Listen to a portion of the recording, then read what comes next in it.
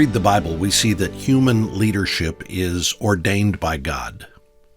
So what does God do when those who are in authority abuse their power or threaten his people? Well, today on Truth for Life, we'll find out what happened when a king's top official plotted to destroy the entire Jewish population. Alistair Begg is teaching today from chapter 3 in the book of Esther.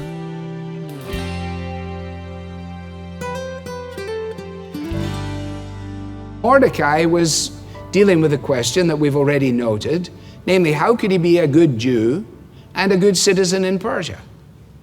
He obviously was committed to being a good Jew. If he was an insurrectionist, then when two fellows had decided, when he got in earshot of the fact that two fellows had decided to assassinate the king, if he was an insurrectionist, a revolutionary, then he would have said, this is fantastic. Nothing I like better than a good assassination. Let me help you. And he could have covered up for them, or perhaps made it even easier for them. But no, he's a citizen of Persia. He's not going to allow the king to be threatened and imposed upon in that way. So there's no sense in which we can cast Mordecai in those sort of revolutionary terms. No, it's far more difficult than that. How can he be a loyal citizen and a loyal Jew? How can he do these things and not compromise his own core convictions? Because he did have core convictions, and presumably this was one of them. It's a constant question, isn't it? It's a question for you and me today. How are we to live as Christian believers, as aliens, strangers, in a world where our citizenship is ultimately of heavenly origin? How do I then, as a citizen of the land of the brave and the home of the free, or the other way around, I can never remember, but of this great nation, how do I uphold my Christian principles in an environment that has a structure of government that, although it guarantees my religious freedom, and at the same time it approves of practices that violate not only the natural law, but violate the law of God, which actually is the foundation for natural law? And that's the question, isn't it? How do we live then, recognizing that all human power is ultimately limited? That all human power is actually ordained by God. Romans 13 makes that clear. We can't step back from that. But we also recognize that the power that is instituted by God is exercised by flawed and sinful human beings. And when that power is executed in violation of the authority of God, in the truth of His Word, then it almost inevitably leads to the abuse of the power. So it is surely a dramatic irony that the Supreme Court of the United States, if I understand properly their chambers, execute their decisions in a room around which the entire 10 Commandments are engraved into the structure of the room. Who are these people that believe that man's ability to renegotiate the terms of engagement established by God, the creator of the universe, may exercise their jurisdiction in this way? So here we are. We've got to uphold the context in which we live within the framework and jurisdiction of what God has provided. And yet for Mordecai, there came a tipping point. He said, I'm not going to do that. Right now, the issue is what the state may determine to be allowable with the freedom to live outside of it. If the day comes when that moves from merely being allowed to being demanded, then we for sure have entered into an Acts 4 moment, whereby we will have to obey God rather than obey man. We're not there, but we may be there. And that's why it's good to allow the reaction of Mordecai to the promotion of Haman to at least get our minds working along these lines. Don't let's miss the point either that when these things prevail as they do, that low standards of morality provide a wonderful opportunity for the Christian church, provided the Christian church is not going to do a Saul on the commandments of God. In other words, the Christian church has no legitimate strength with which to pronounce on homosexuality as long as the Christian church is riddled with premarital and extramarital heterosexual sex. The young person has no legitimate grounds to speak to the prevailing drift, while they themselves have determined that God's straightforward, mandatory expression of the nature of sexuality may be violated at will to fit their own pleasure. You can't do it. Can't have it both ways. These are exciting days. Jesus said, in the world you will have tribulation, but be of good cheer, because I have overcome the world. So the reaction of Mordecai leads to the decision for the destruction of the Jews. The promotion of Haman, the reaction of Mordecai, thirdly, the destruction of the Jews. Now I'm going to leave you to do most of this study on your own, but you will notice that it says very straightforwardly there in verse 6 that the fury of Haman was such. Actually, his fury is described at the end of verse 5. He was filled with fury. He was so furious that the death of Mordecai would not be enough for him. He decided that he was going to have to take out the entire people of Mordecai. One of the passages I read this week made the observation, no proud man ever received the respect and regard which he thought was due him.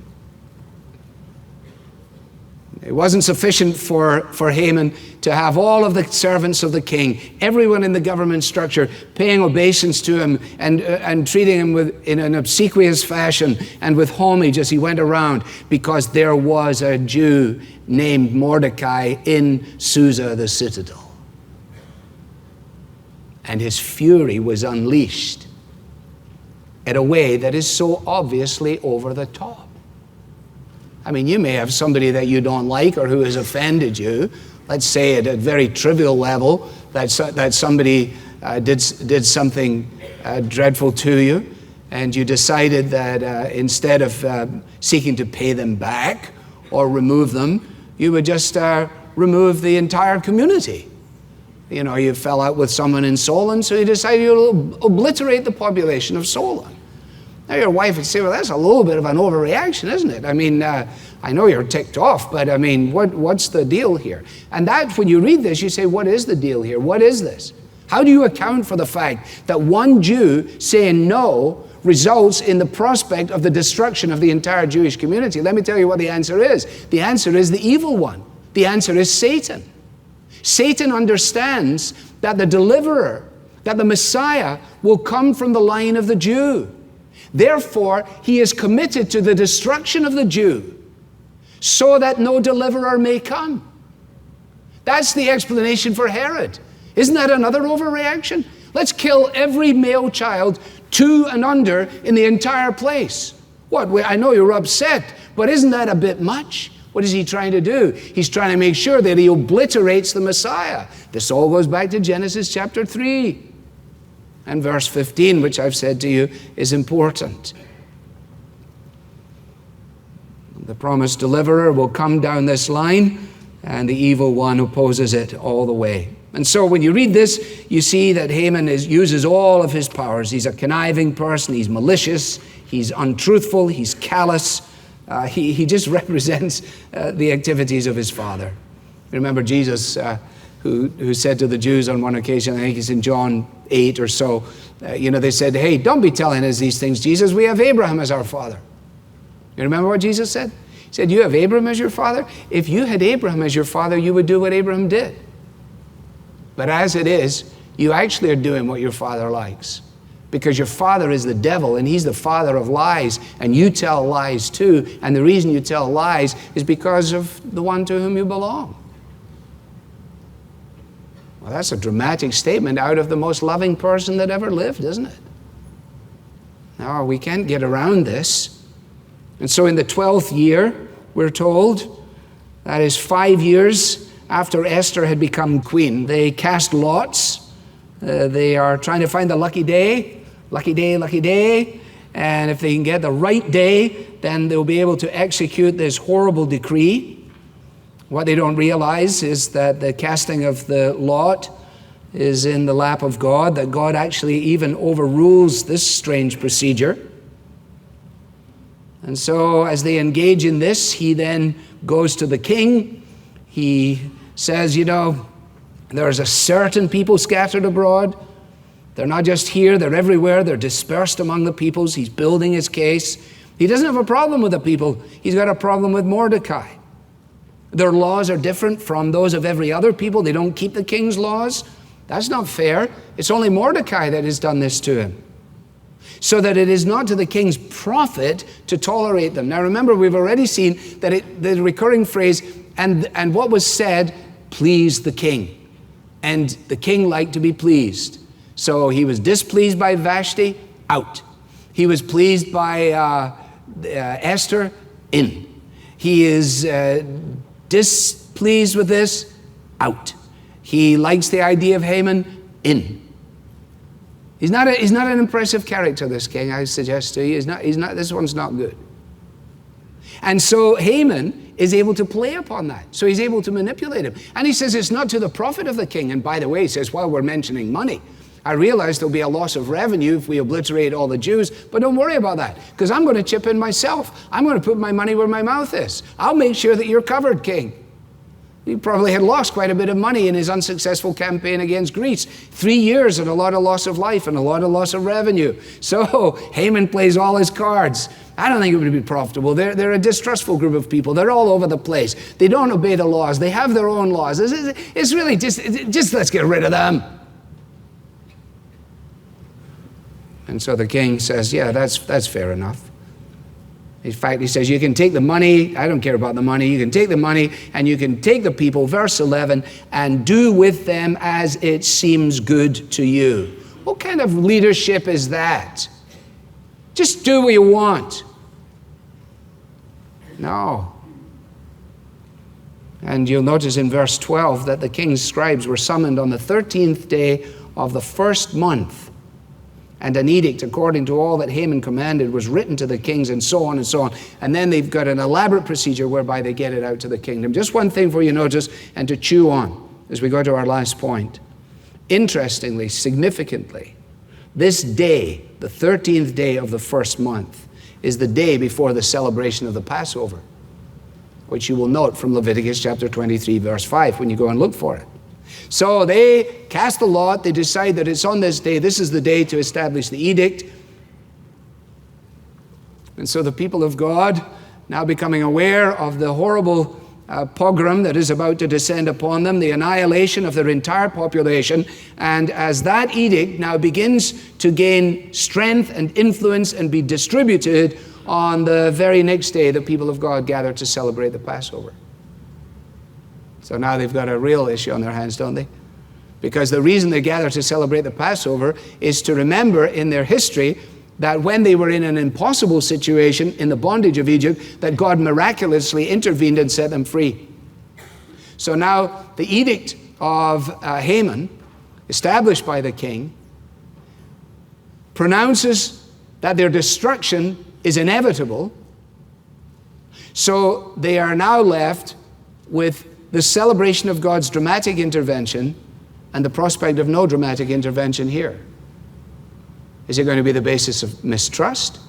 Or is it going to be the basis of fear? Or is it going to be the basis of faith? Of course, what we're going to discover, and you almost can't wait to keep moving on, but the very means planned for their destruction was the means that God was going to use for their deliverance. The very means planned for destruction was the means for deliverance. If that doesn't ring a big bell for you and send you to the cross of Jesus Christ, then you have actually fallen asleep. The very means that the evil one sought to bring about the very destruction of the purposes of God, was the means of God for the very victory that Christ achieved. It's magnificent, isn't it? Finally, the confusion in the city. Confusion in the city. So we have the promotion of Haman, the reaction of Mordecai, the destruction of the Jews, and we're told that the city was just filled with confusion. Actually, I think that the king was filled with confusion as well. He's not playing to any kind of strength here at all. He's an embodiment of Edmund Burke's statement, all that is necessary for the triumph of evil is for good men to do nothing. And here he just does nothing. I don't know whether he was awake or what was going on with the fellow, because there is an irony in the fact that his queen was a Jew. There's an irony in the fact that the person who had saved him from assassination was a Jew. And he has now taken his signet ring off and he's given it to Haman. He says, no, go ahead, take care of these people, whoever they are. Do you realize what you're doing? You think you're in control, you're out of touch. Some of you will remember that terminology from the Iran-Contra scandal as it relates to one of my heroes, namely Ronald Reagan. And Ronald Reagan is now in his second term. We have the Iran-Contra scandal, and he's on the front of the cameras and all the microphones.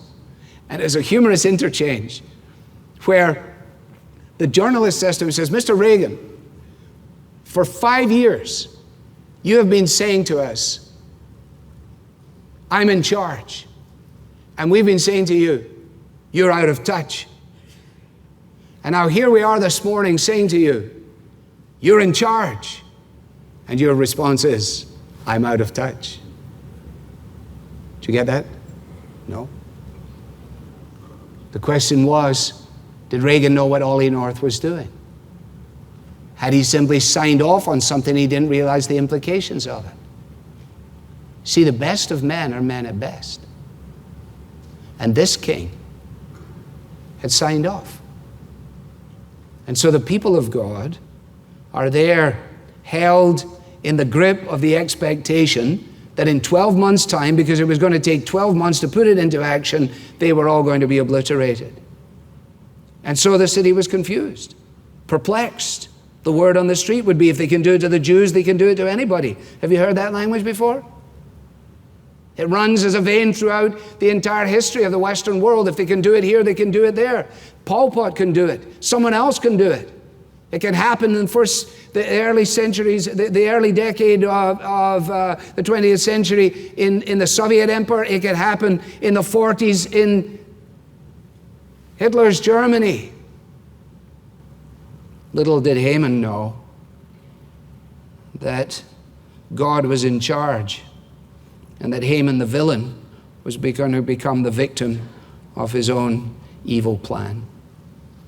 The folly of Haman's conduct is actually viewed from the perspective of the wisdom of God, which actually overrules even Haman's vileness to achieve his own purpose. That the terror that was faced by the people of God was an occasion for them to look to him who had promised that he would keep them to the end. We begin by noticing that Ahasuerus abdicates his responsibility. Haman's treachery fills the vacuum. And when leadership in any place at any time vacillates between those two things, the abdication of responsibility and the invasion of treachery, then the people of God who are committed to justice, politically, economically, socially, ecclesiastically, spiritually, have a responsibility to speak out of a life transformed by the gospel in order to say to people, listen, the leadership that Jesus speaks about is not this kind of leadership. It's not a leadership that takes the fifth. It's not a leadership that seeks to absolve itself of any responsibility. It is not a leadership that is marked either by treachery, That is the leadership of the kings of the Gentiles that Jesus had to speak to his people about. You know that those who are considered rulers of the Gentiles lord it over them. Their great ones exercise authority over them. But it shall not be so among you, because whoever would be great among you must be your servant, and whoever would be first must be the slave of all. Because remember, he said, the Son of Man did not come to be served, but to serve and to give his life a ransom for many. So in other words, it brings us always back to the nature of the gospel. And it's only as we live the gospel, it's only as we then, on the strength of the gospel, critique the abuses of power, that we learn to rest in the confidence that comes about from knowing that while heaven and earth may pass away, that God's word will never pass away. And that whatever the generations yet to come will experience in this fair land, a land that has been blessed arguably beyond any other place. What generations yet to come will experience is in part to be measured by our response to the abuses of power executed upon a people by those who have decided that God's law is no longer his law, and it certainly is no longer relevant for our society. I haven't thought all of this out. I'm in the process of doing so. I think you are too. But here's the thing. Our fortress is God. Our confidence is God. And in this we rest.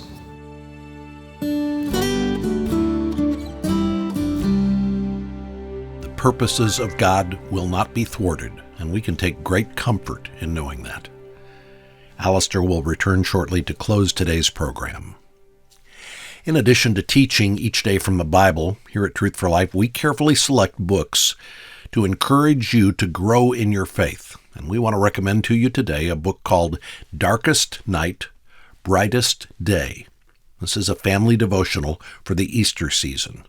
It's a book you can read with your whole family to help prepare you for Easter, and together you will learn from 14 daily readings, 7 of them describing the events that lead up to the crucifixion, and another 7 describing the events from the resurrection to the day of Pentecost. This is a great way to guide your family in discussion about Jesus' plan of salvation. And the book has a fun design. It separates the 2 parts. Under the title Darkest Night are readings that describe Jesus' arrest, his trial, his death on the cross. And then you flip the book over, and the other half is under the title Brightest Day. This is the portion with the 7 readings about Jesus' resurrection, his ascension, and the day of Pentecost. The visual reversal of this book is a clever way to help your children see how the world was turned upside down when Jesus rose from the dead. Request your copy of Darkest Night, Brightest Day when you give a donation today online at truthforlife.org/donate, or call us at 888-588-7884. Now here is Alistair with a closing prayer. Father, thank you that when we try and process all of this stuff, that we eventually come back to the fact that the name of the Lord is a strong tower, that the righteous run into it and are safe. These are complex issues. They were complex in Mordecai's day. All of the elements of his refusal that are so hard to fiddle around with, Lord. And help us too, that we don't go off wrong. But help us as well, not simply to be cowed, to be beaten, to fail to stand up for the truth of your word. For we pray in the name of your Son, Jesus. Amen. I'm Bob Lepine. We are glad you joined us today. Throughout the Bible, we read story after story about God's providential care for his people. So why do we still wrestle with feelings of anxiety or sadness? We'll find out why from Alistair tomorrow. The Bible teaching of Alistair Begg is furnished by Truth for Life, where the learning is for living.